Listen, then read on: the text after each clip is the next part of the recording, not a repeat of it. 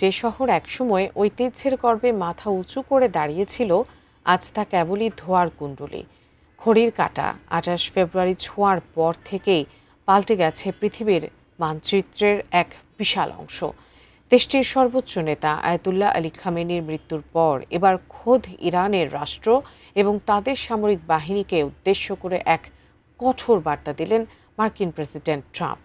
কি এমন ঘটল যে আলোচনার টেবিলকে তুচ্ছ করে যুদ্ধের ময়দানকেই বেছে নিলেন হোয়াইট হাউসের অধিপতি? আর কবে নাগাদ থামবে এই যুদ্ধ, তা নিয়ে বিস্তারিত থাকছে মিরাজ হোসাইনের প্রতিবেদনে। ধোঁয়ায় আচ্ছন্ন তেহরান ধ্বংসস্তূপে পরিণত হচ্ছে একের পর এক সামরিক ঘাঁটি। গত ২৮ ফেব্রুয়ারি থেকে শুরু হওয়া যুক্তরাষ্ট্র ও ইসরায়েলের সাঁড়াশি অভিযানে দিশেহারা ইরান। প্রথম দিনের হামলাতেই প্রাণ হারান দেশটির সর্বোচ্চ ধর্মীয় নেতা আয়াতুল্লাহ আলী খামেনি। চলমান টানা ৯ দিনের সংঘাতে প্রাণ হারিয়েছেন সহস্রাধিক মানুষ।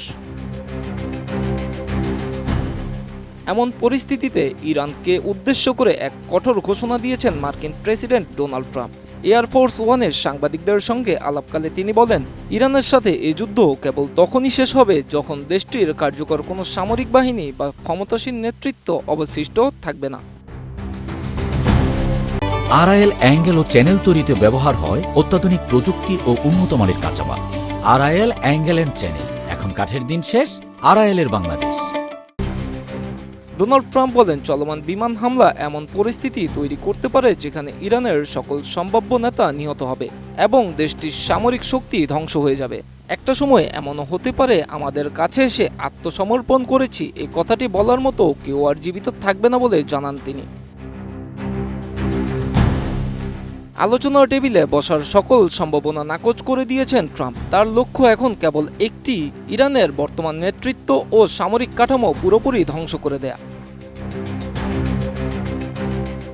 অপরদিকে হাত গুটিয়ে বসে নেই ইরানও। পাল্টা জবাবে মধ্যপ্রাচ্য জুড়ে শুরু হয়েছে ড্রোন ও ক্ষেপণাস্ত্রের বৃষ্টি। কেবল ইসরায়েল নয়, ইরানের লক্ষ্যবস্তুতে পরিণত হয়েছে বাহরাইন, সৌদি আরব, কাতার এবং ইরাকে থাকা মার্কিন সামরিক ঘাঁটিগুলো। সপ্তাহ জুড়ে চলা এই হামলা পাল্টা হামলায় পুরো মধ্যপ্রাচ্যে এখন এক ভয়াবহ বারুদের স্তূপে পরিণত হয়েছে।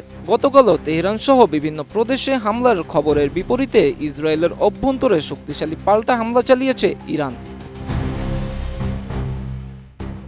বিশ্লেষকরা বলছেন, এই সংঘাত কেবল ইরান বা ইসরায়েলের মধ্যে সীমাবদ্ধ নেই, এটি এখন তৃতীয় বিশ্বযুদ্ধের হাতছানি দিচ্ছে। যেখানে মার্কিন প্রেসিডেন্ট নিজেই বলেছেন শেষ না দেখে থামবেন না, সেখানে শান্তির আশা এখন নেই বললেই চলে। এ যুদ্ধের শেষ পরিণতি কি হবে তা কারোরই জানা নেই। তেহরানের আকাশ এখন বারুদের গন্ধে ভারী। ওয়াশিংটনের অনড় অবস্থান আর ইরানের মরিয়া পাল্টা আক্রমণ, দুই মেরুর এই লড়াইয়ে রক্ত ঝরছে হাজারো মানুষের। বিশ্ববাসী এখন শঙ্কিত দৃষ্টিতে তাকিয়ে আছে এই ধ্বংসযজ্ঞ কোথায় গিয়ে থামে। Miraj Hossain, ATN news.